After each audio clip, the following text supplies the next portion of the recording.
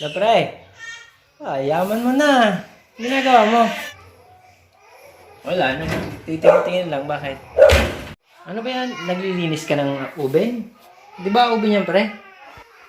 Ito, uben? Hindi yan uben, pare. Hindi mo alam yun eh. Mahirap ka eh. Mayaman kami, pre. Lagayan namin yan ng damit. Hindi yan uben. Ano ka ba? Aba, ganda ng rip mo, pre ah. Laki ah. Siguro mahal yan oh. Para ka namang ano. Rip ka dyan. Rip to, rip. Oh, nakita mo yan. Malaki. Bigay pa yan sa akin ng lolo ko eh. Galing yan Japan, pre. Wala sa inyo yan. Pang mayaman kasi ito eh. Yabang nito. Wala naman laman. Ano binubulong-bulong mo dyan? Sinasabi mo walang laman? Para kang ano ah. Tinago nga namin sa loob kasi inihingi ng mga tao dyan sa labas. Ang dami kasing mahihirap dyan eh. Nanghihingi. Tapos pag binigyan mo, konti daw. Tapos pahingi ulit. Kaya tinago namin dun sa aparador. Aparador ni Lula. Ba pre, ang dami mo namang inumin dyan ah. Saan galing yan pre?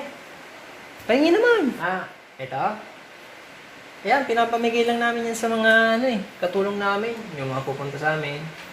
Kasi kami mayayaman, madami kami niyan. Kaya pinamigay din sa akin yan ng mga atita ko. Tsaka yung iba dyan, binili ko pa sa London. Italy, ganyan. Dito kayo, tulad sa inyo, bibili lang dyan sa labas. Gin lang kayo eh. Wala kayong pambili ng mga mamahaling ganyan eh. Yabang naman ito.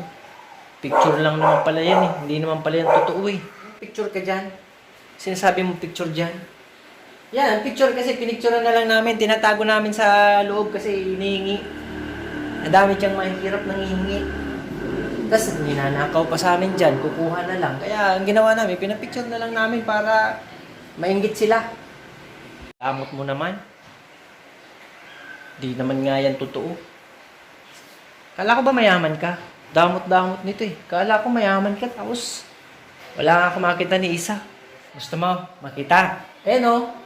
Nakita mo yan? Ayan o. Ayan o. Yan. Para kang eh. Ayan o. Tinago namin dyan. Yung iba nasa loob. Kasi hinihingi nga. Mahirap kasi kayo eh.